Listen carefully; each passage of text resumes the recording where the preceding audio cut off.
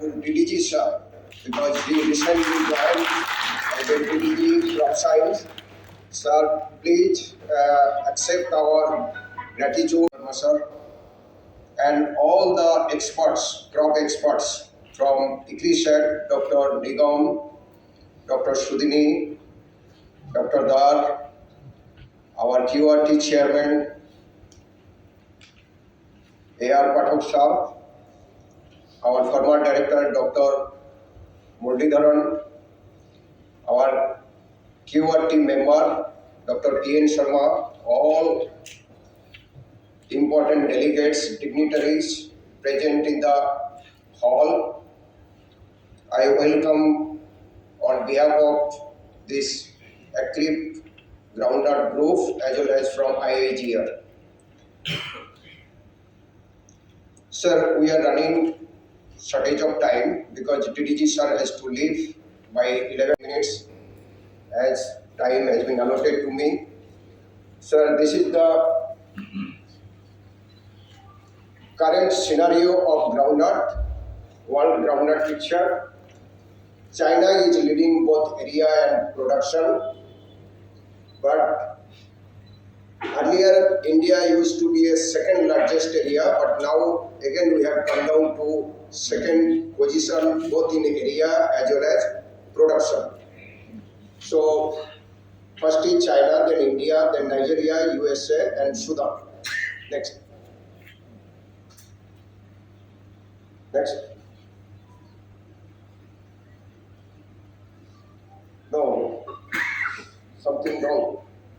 Go next slide. This is the picture.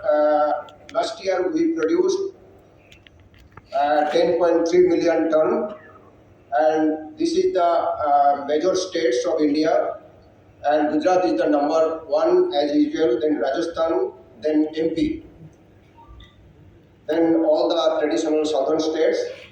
But we have achieved the productivity 2163, which is the highest ever. Next. Sir, last year there is a tremendous growth in area as well as production. This is the first estimate. If we see the 2023-24 area production and productivity, the entire fourth estimate, that is comprising Kharif, Rabi as well as summer, that entire area production productivity of the last year we have surpassed in this Kharif season, Kharif 2024. So as we know, the Kharif productivity is little bit less because we grow groundnut under rainfed condition, but productivity in assured irrigated condition during Rabi and summer is very high, more than 3,000 or sometimes it is 4,000. So that Kharif production itself, we have crossed the previous year total area production productivity. So there is a hope we can surpass the production of groundnut in this country day 11 or more than 11 from this area, and area already we have crossed. It may reach 5 or 5.5 million hectare. Next.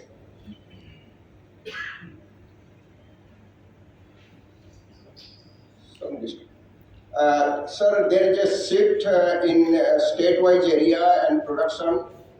This is the normal production of the Gujarat, Rajasthan, Madhya Pradesh. But based on that, this is the same picture. We have crossed the normal area as well as their corresponding period area to highlight that there is a production. But if we see the 14, 15 to 19, 20, there is a huge fluctuation in production that we have sustained over the last 4 or 5 years. Next.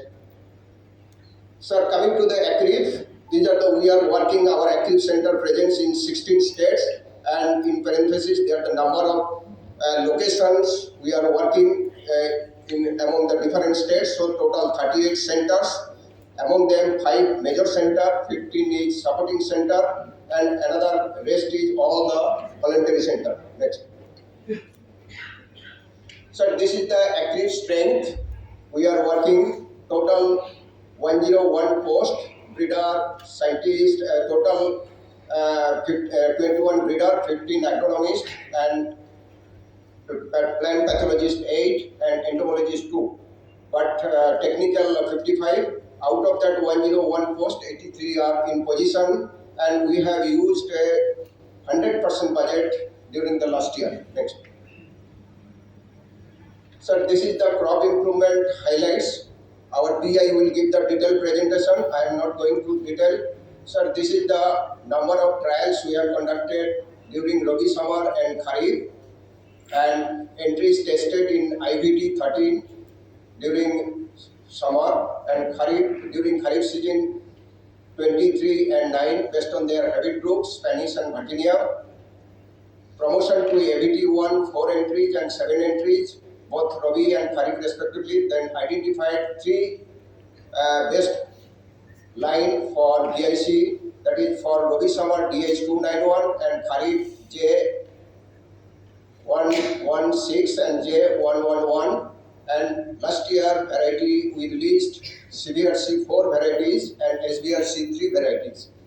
Similarly, number of process, that segregating material, all the experts including DDG, ADG are highlighting the, unless we have a huge segregating material, it is very difficult to address all those problems our honorable ADGs are highlighted. So number of process we have attempted 155 in Rabi summer, Kharif 361, then progeny advanced 454 process and 1315 process during Kharif, and more than 7,000 selection during Rabi summer and 16,000 selection during Kharif season. And that seed is a major component here in groundnut. So last year back in then we received from the council around 7,000 quintal, and we have produced more than 10,000 quintal against the index, and it comprises 44 varieties. Crop production, sir, that is the trials conducted during Rabi summer 11 trials, Kharif 12 trials we have developed in the April. Next.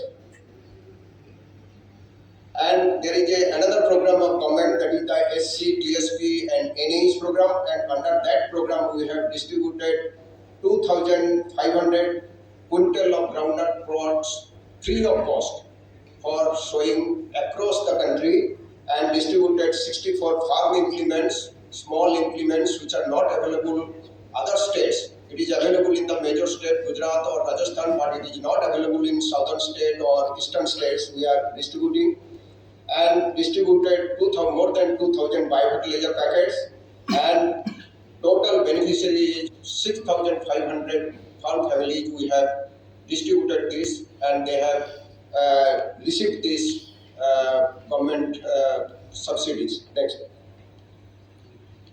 Sir, for doing this outreach program, our major stakeholders are the universities, FPC, FPOs, NGOs, and all KVKs. So we have signed the 30 MAUs with the different FPOs, FPC, NGOs, state agriculture universities, KVKs for doing this, all these outreach program.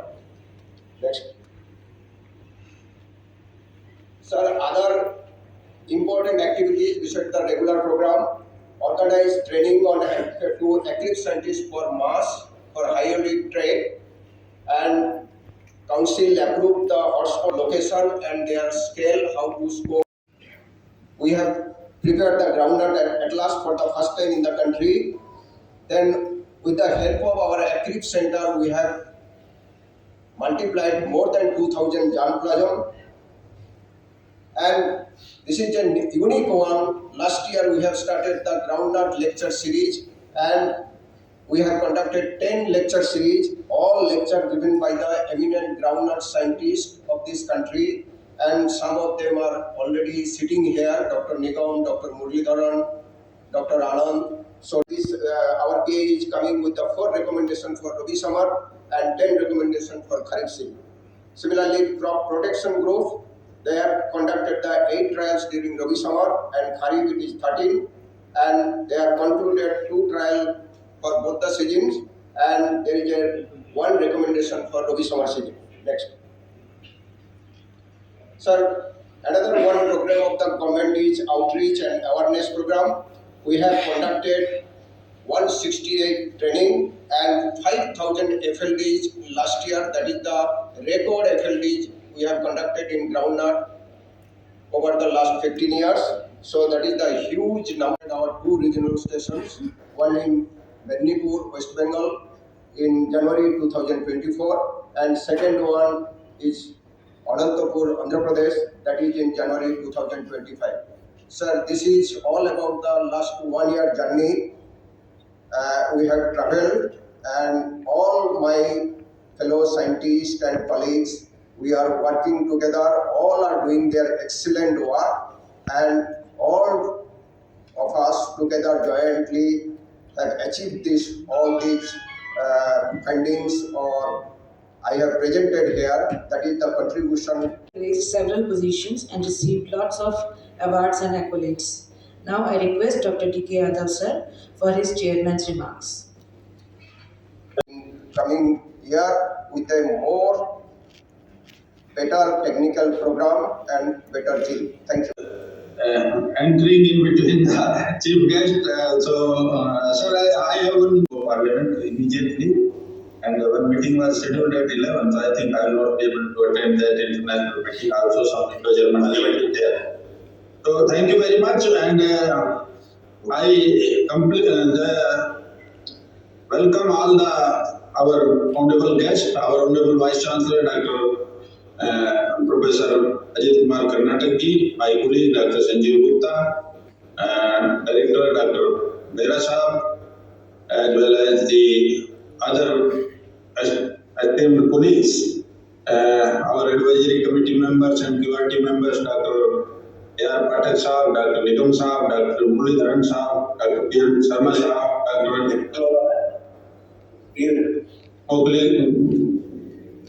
Dr. Ji, and the senior the officers of the university, including the director, Dr. Arvind Verma, the deans, head of the divisions, scientists and other staff of the esteemed university, and the organizer, Dr. BBC, and most importantly, the participants from our all coordinating centers, including the project leaders, associated scientists, and the scientists from the CG centers. ICAR is one of the important partner here, our colleagues from the seed industry, oil industry, students, and our partner colleagues. So may I welcome all of you for this very important meeting. I think both my colleagues, Dr. Gupta as well as Dr. Mehra, they have presented the scenario as well as the research, that status, what is going in this crop. So they have very elaborately and I think very nicely presented the whole status in for this groundnut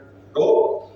We all know that the groundnut oilseeds are accounting for about 18% of the total arable area, and in this we are, I think, in many aspects very good also, and the largest vegetable economy, fourth largest vegetable economy if we consider, and we stand first in case of production of the castor, sesame, sunflower in Niger, where we are second in case of this one groundnut, and third in rapeseed mustard, and fourth in linseed, and fifth in case of soybean.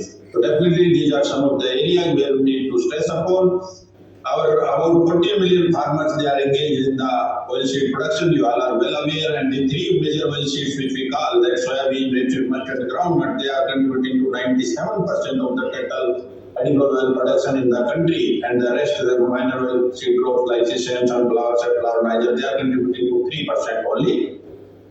Contrary to the production, the major contribution in the edible oils, we are depending a lot on the imports, and that is one of the serious concerns. And in spite of the all efforts, the technology mission, all of you, our seniors, Dr. Patel Saab, Dr. Karnataka Saab, and the other members of the QRT and the advisory committee, they know that this was initiated in 1986, which came in the different forms after that in 1990.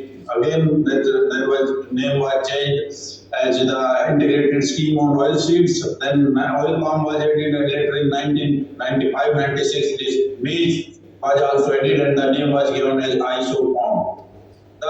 Another mission that was started, the National Mission on Oilseeds and Oil Palm in 2012, it went up to 2013 with the three different mini missions, which is one on oilseeds, then oil palm, and then tree-borne oilseeds also, with a total, I think, good amount the plan from the DSC, and then the seed hubs, they were also brought in during 2018, 19 and 1920. So they good support from the various schemes of the government of India have also come in this program, and this program I think is having around the annual budget of this year it is about 15 crores, 12 crores for the institute and 3 plus crores is for the I think AICRP, and total 5 years program budget was 67 crores in this during 2021 to 26, and we have total 19 centers that they are presenting, and there are 45 sanctioned posts of scientists and 40 some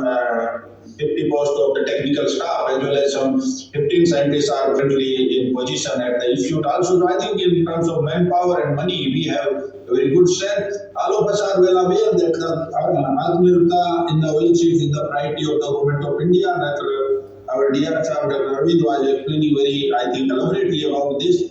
And we are spending a huge foreign currency, 1.38 lakhs. Last year's data was there on the import of edible oils, and we are depending on 57% of the imports as per last year's data.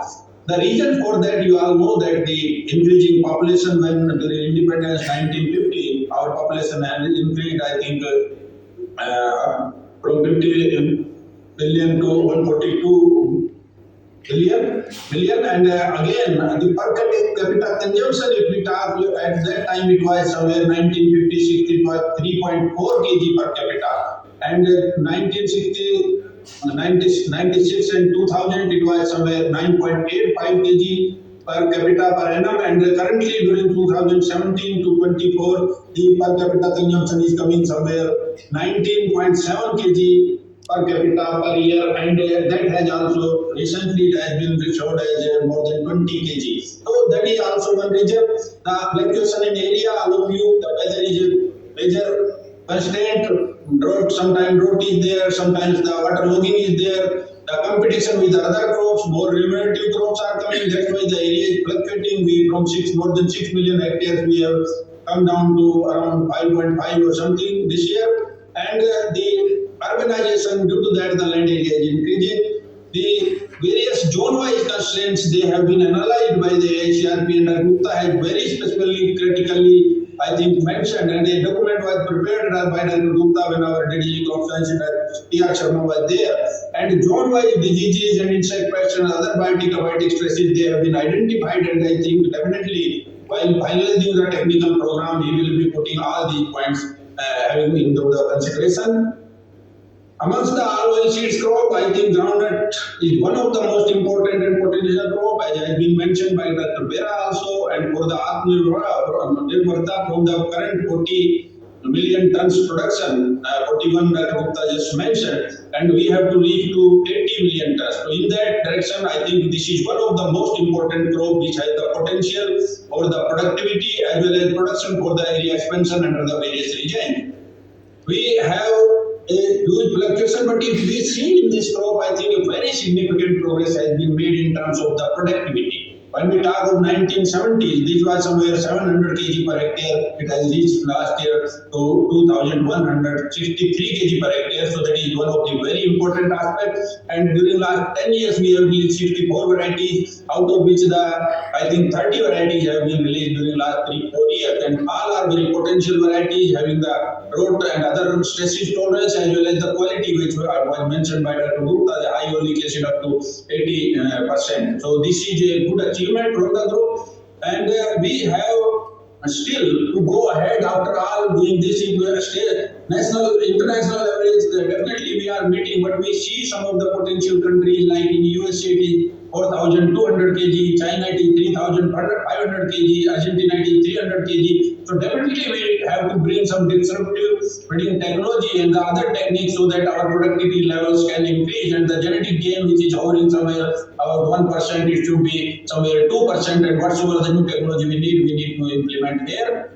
The groundnuts production, as has been mentioned, the Rajasthan is one of the very important state, and it is second in rank after Gujarat, and the productivity levels are also very high, and it is as good as in case of the in all the three states, MP, UP, Tamil Nadu, Rajasthan, and Gujarat. So definitely the scopes are there, and that was the purpose also to have this meeting here in this very great state and the very esteemed organization. We have the options which we are generally discussing in the ministry, and the new that mission that has been launched by the ministry, National Mission on Edible Oils or the oil seeds particularly. So one of the aspects that Gupta mentioned, the high yielding varieties. So we have tried our best, and their production technology also, the matching production technology also for the various insect pests and diseases which have been mentioned to mitigate the drought conditions, and the various that intervention which are being made through the micro irrigation system and many others, that seed treatments and other issues they are being addressed, and that seed and its quality, I think that is very important in case of the vertical enhancement, where we want to keep the area constant, because we have very little scope for going beyond the area which we have now. So definitely the seed replacement rate in this case is the lowest amongst all the crops. 60 crops we are having in the seed chain, and it is hovering somewhere between 25 to 30%. We need to that in varietal replacement rate. I think we have done excellently well with the help of the ICAR Center, and particularly with the efforts of Dr. Vera. In 2018-19 it was only 31%. Means in the total seed chain, out of the total variety, only 31% was coming from the less than 10 years of the variety, and rest was coming from the older varieties, very old varieties which were obsolete. And like we have taken it to 69% during 23-24, but still we need the enhancement in other crops like the pulse seeds. We have reached up to 90%, 95% of the latest release variety within the 10 years. And under the new mission of oil seeds, Dr. Vera and Dr. Gupta knows very well that we need the less than 5 years old variety, and we are facing a lot of difficulty in that. Horizontally, you all are well aware the traditional areas we have to enhance, and it is very difficult to enter those areas until we don't have the very high productivity as well as the profitability of the farmers, and the areas have been very well identified and documented and shared with all the agencies, and definitely it will be discussed during the meeting. I will not take my time on that. And the non-traditional area, definitely we have huge scope for the non-traditional areas, like we have now reached to eastern India, in West Bengal, in Odisha, and even northeastern states, and somewhere we are talking about the intercropping with the sugarcane and other crops. So, and NEH is one of the very potential area if we can identify some suitable variety for those, and particularly short duration variety, photothermo insensitive variety, so we can reach to those areas, and that will be one of the chances for area enhancement. So in nutshell, I will request to all of you that one of the programs through the identified centers, I think that should be breaking the yield barrier, enhancing the genetic gain through the cutting edge technologies which we have already discussed, that the deployment of the market selection, some of the varieties have come through mass also, and ICAR is also one of the partners in genome editing. Already we have given a huge amount, and some of the very important traits like the quality, the drought tolerance, the aflatoxin, these are being discussed, and the genomic selection again for the very multiple traits or the complex traits, definitely we can go for that, and we are trying to establish some speed breeding facilities also to have the rapid generation advancement in this group also. Pre-wedding, Dr. Gupta has very rightly highlighted, and the very various problems like the stem and collar rot, the PBND, alpha-toxin content, among the abiotic stress, the drought, salinity, temperature, so they are all again, and as well as the quality aspect, particularly olive, we are reaching to some good level. Oil content is very important aspect which has been mentioned by our Honorable Prime Minister, also Dr. Gupta mentioned, and the iron and zinc also we need to think over that. And more, I think, export-oriented variety, which call them as the processable variety, so that we can get higher price in that case. And we have to develop the variety for the various niche areas where we talk of the enhancing the area through intercropping, or in the non-traditional area like the rice and potato foliage with the short duration variety and the seed. You know that fresh seed dormancy is one of the very serious issue.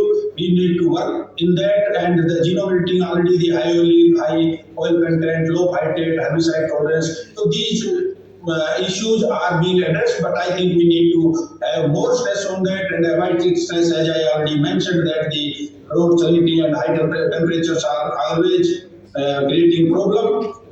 The enhancing the breeder seed production and to achieve the target of 33% as we are not meeting, that should be one of the priority. We have many precision tools now in terms of the precision agriculture just to mitigate the effect of the drought and other conditions. So in that case, we definitely need to identify some of the very innovative technology, the use of artificial intelligence and machine learning that is also been discussed now very, I think, time and again. So I think some of the groups, Dr. Bera, we should identify with the help of Dr. Gupta that if we need some more support through the other programs, so we can make to that, and all the latest modern tools, whether it is for the breeding aspect, whether it is for the protection aspect, for the diseases particularly, the various softwares or the apps they are being developed for the diagnostic of the disease or the prediction of the disease. So these things I think they should be brought in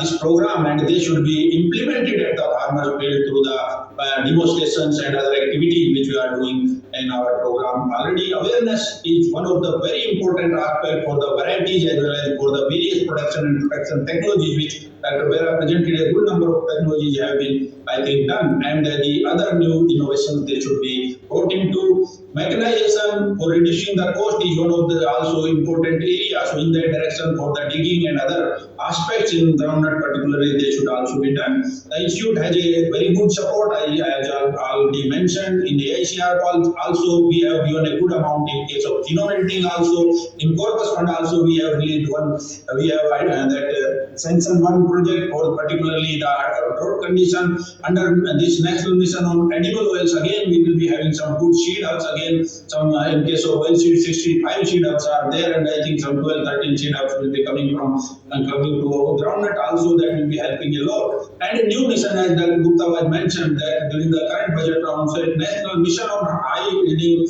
seeds that will also be having a good support to the excellent centers. They will be the part of this program. Definitely, we will not go for the Bandhan Mart, and we will be allotting that fund to a particular group where they have achieved the good, I think, achievements in varietal development and other technologies. Only those groups will be facilitated. So my suggestion here will be, Dr. Gupta very well knows, and I think he will be working for the next 2 days, that is the target for the objective-based hybridization program, including the use of crop wild relatives. They should be given to center-wise as per their strength and how they are performing.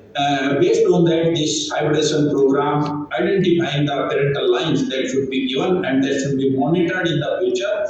The breeding material handled, the germplasm, genetic stocks registered, they should also be, I think, the criteria for monitoring the program. And the various production and protection technologies which have been identified and included in the package of practices, that should also be, I think, reviewed and viewed seriously, so that in the times to come we can at least review the program. The reporting and other issues, they are being done very regularly, and it has been told very, I think, truly that once the center is not performing well, so we can definitely remove that center and we can identify some more centers, or we can identify the KVK also if our ACRP system is not working well. The production and protection technologies, as I mentioned, they should go to the farmers field, to the production of our FLDs and other programs. And I think the overall contribution through the publications, the student guides and trainings, etc., that should also be taken into consideration. The trials and other things, I think the situation was good. But the zonalization, as Dr. Gupta has mentioned, that needs to be reviewed, and I think a lot of work we'll have to do on that. The center's performance and its contribution will definitely be helping to continue those centers in particular zone and particular area, because we are also having a lot of pressure from the our higher side to show the performance, the money which we are spending, and my request will be that kindly spend all the money which has been dispersed to various center, and there should be 100% utilization. So with these words, I think I once again compliment all of you, and I am sure that my colleagues Dr. Gupta and Dr. Bera, with the help of our advisors who are here, they will be coming out with very robust program, giving the responsibility to each and every center, identified responsibility, and reviewing those centers based on those responsibility in the next year, so that we can know that how much one is doing and how much they are not doing. Based on that, we can take the decision during the next year for the upgradation of the center or downgradation of the center or the removal of the centers. And once again, I am very highly thankful to our Honorable Vice Chancellor Sahab, Professor Ajit Kumar Karnatak Sahab, for giving us the opportunity to conduct this workshop in this very great state and esteemed university. And thanks to Dr. Bera, Dr. Gupta, and our Director Research, Dr. PV Singh, for making all the arrangements. And my most sincere thanks to our peers who are, present here, and all the participants. I wish you all the very best during this 2-3 days discussion, and I am sure that we will definitely be fulfilling our the dream of Atmanirbharta in the oil seeds in the times to come. Thank you very much. Namaskar.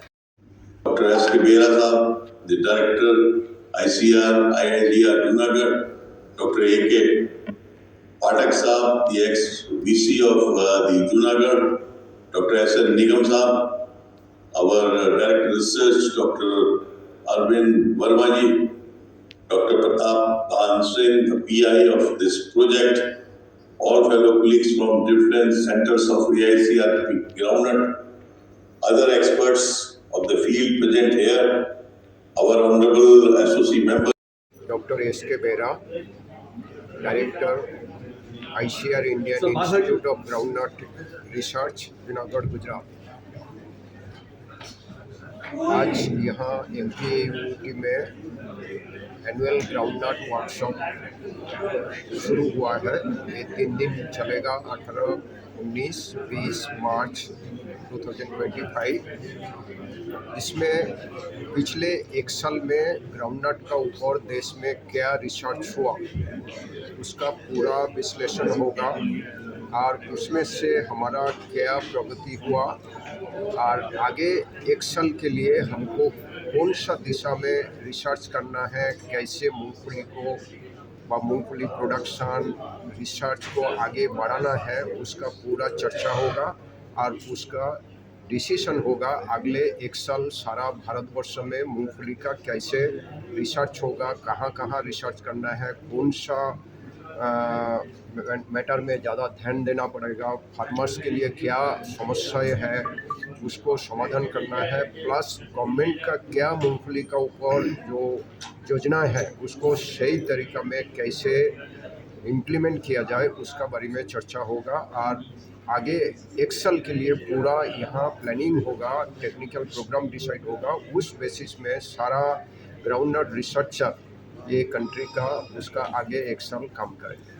इसके लिए ये 3 दिन का annual groundnut workshop का meeting आज शुरू हुआ है, पूरी तक 20 मार्च को ख़त्म होगा, और उसमें सारा चर्चा होगा। उसमें हमारा ICAR हेडक्वार्टर से सब बड़ा ऑफिसर्स भी ऑनलाइन जुड़े हैं, आए हैं, और सारा जो एक्सपर्ट देश का मूंगफली का ऊपर जितना भी एक्सपर्ट है सब लोग आज यहाँ उपस्थित है। 3 दिन यहाँ रहेंगे, हम पूरा चर्चा करेंगे और सब मिल के आगे सबसे ज़्यादा व सबसे अच्छा प्रोग्राम कैसे हमारा देश में लागू किया जाए उसका ऊपर चर्चा। सारा देश ऑल 16-17 स्टेट्स में हमारा मूंगफली का ऊपर रिसर्च होता है, स्टेट एग्रीकल्चर यूनिवर्सिटी का अंडर में। वहाँ जितना लोग ये मूंगफली रिसर्च में जुड़ा हुआ है, सारा स्टेट से 4-5 साइंटिस्ट और सेंटर से आया है, सारा एग्रीकल्चर यूनिवर्सिटी से, कोई स्टेट से 15-20 लोग भी आए हैं। सब मिलके करीब 200 साइंटिस्ट यहाँ रिसर्चर यहाँ एकत्रित हुए हैं। तो सब लोग मिलके हम पूरा आगे 1 साल के लिए मार्गदर्शन पूरा डिसाइड करेंगे और उसी का ऊपर काम करेंगे। ठीक है। डॉक्टर अरविंद वर्मा, अनुसंधान निदेशक, महाराणा प्रताप कृषि एवं प्रौद्योगिकी विश्वविद्यालय। राष्ट्रीय स्तर पर अखिल भारतीय समन्वित मूंगफली कार्यशाला में 3 दिवसीय प्रोग्राम जो भारतीय कृषि अनुसंधान परिषद और महाराणा प्रताप कृषि एवं प्रौद्योगिकी विश्वविद्यालय के संयुक्त तत्वावधान में आज इस विश्वविद्यालय में आयोजित किया जा रहा है। और इस विश्वविद्यालय में देश के 20 मुख्य केंद्रों के द्वारा और तकरीबन 18 से 20 सहायक केंद्रों के द्वारा वैज्ञानिक यहाँ आए हैं। तकरीबन 170 से 200 वैज्ञानिक अखिल भारतीय स्तर पर देश के विभिन्न प्रांतों में जहाँ पर मूंगफली के उत्पादन होता है और मूंगफली की सोच को, उसके उत्पादन को कैसे हम देश को एक सशक्त आधार प्रदान करें, चाहे फसल उत्पादन के रूप में हो, वैरायटी के इम्प्रूवमेंट और नए डेवलपमेंट के तौर तरीक़ों के ऊपर हो, कैसे मूंगफली के प्रोटेक्शन के रूप में बात करें, चाहे बीमारी के रूप में हो, चाहे कीट पतंगों के रूप पेस्ट के रूप में हो, चाहे कैसे हम अपनी तकनीकों को किसानों तक पहुंचाएं और एक सशक्त आधार दें, कैसे हम अपने बीज उत्पादक जो सीड प्रोड्यूसिंग इंडस्ट्रीज़ हैं उनके साथ में अपना साझा करें और कैसे हम एक जो ब्रीडर सीड प्रोग्राम है, एक सशक्त बीज है मूंगफली का, वह हम हमारे किसानों तक पहुंचाएं और एक मजबूत उत्पादन नीति के साथ में हम कैसे अपने भारत के किसानों को उत्थान कर सकें और अपना एक देश को तेल उत्पादन में एक मजबूत आधार बना सकें और कैसे हम आत्मनिर्भर हो सकें।